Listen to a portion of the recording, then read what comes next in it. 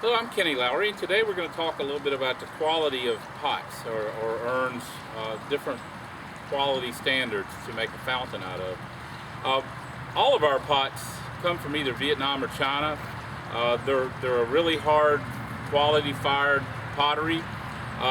Best way to tell if you ever go anywhere and you want to know the quality of a pot or if a pot is broken, or cracked, if you tap on it with a metallic object and it has a metallic ping to it, it means it's very quality, high temperature fired pottery.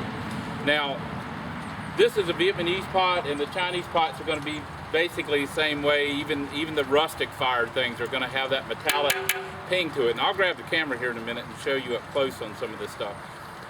We had a call this week about our pots. Somebody was in San Diego, and they had been to their local area and they saw some Mexican pots. Now, Mexican pots may be okay for areas where you don't have a freezing and thawing going on. It's not as it's porous. Mexican pottery is porous.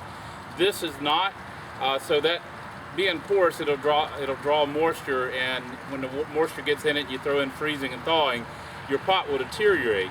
In areas where you don't have freezing and thawing, you may be able to get by with a Mexican pot, but in general, I don't make fountains out of any Mexican pots, just for that reason.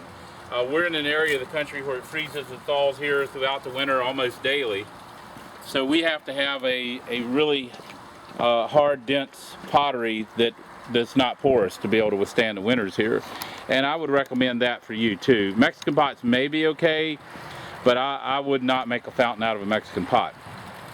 Now, this is a Mexican chimenea. Now, these are good chimeneas. They're fired at a high temperature, not nearly what that is over there. And I'm going to tap on one of these right now, and you're going to hear the difference. That's a Mexican pot.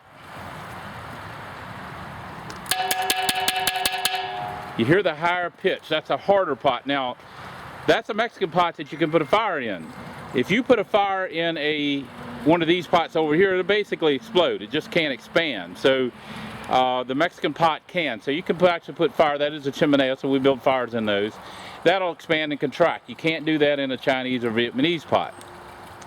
So there are different advantages and disadvantages to what you're doing. But for water, I think you're going to be better off to stick with those high temperature fired pots.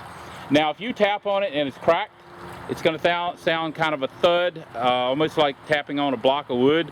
Or if you ever get a pot that's not fired properly, and pretty much all the glazed pots, if it's glazed, it's going to be fired hot because the glaze is melted glass. It has to be hot enough to melt that glass.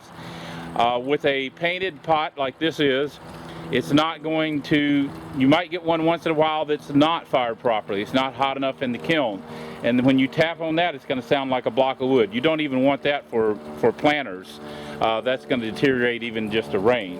So when you go to buy a pot, keep these things in mind. These are just little tips through years and years and years of selling pottery. We drill pots here. We have them broken. We drill through them. We do all kinds of things to pots here. So we know what these pots are like on the inside, and we know the quality of them. So we only choose those to make fountains on them. Hopefully this will answer that question that we had on the blog here. And if you have any questions, as always, you can reach me at 540-948-2239 or email me, Kenny@southerngraceva.com.